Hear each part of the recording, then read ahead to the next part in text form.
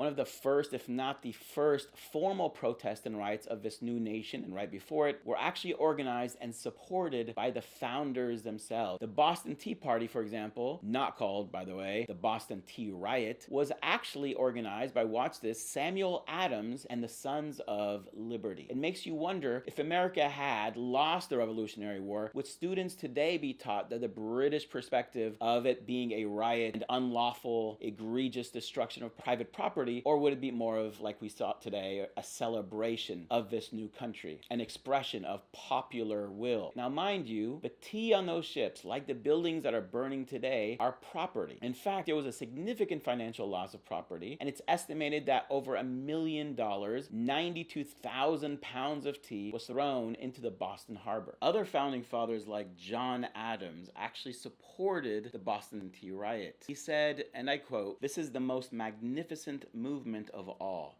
There is dignity, a majesty, a sublimity in this last effort of the patriot." It's very interesting how, by the way, the last 4 letters of the word patriot is riot. He continues with, "This, however, is but an attack upon property, another similar exertion of popular power." Adams basically refers to this riot as an example, an exertion of popular or people power. The question is whether the destruction of this tea was necessary. I apprehend it was absolutely and indispensably so. So the very formation of this country was in small or large part due to the exertion of popular power. Again, one cannot support destruction, but let us at least put it in perspective. Another founding father had slightly less positive take on the Tea Party.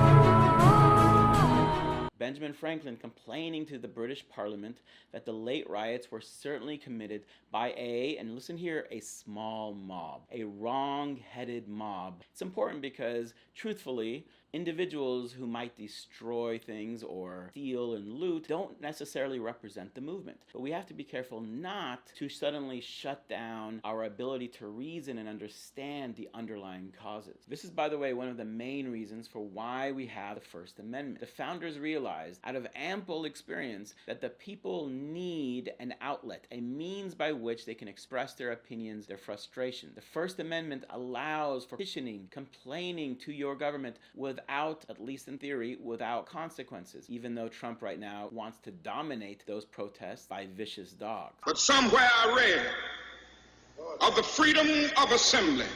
Somewhere I read of the freedom of speech. Somewhere I read of the freedom of press.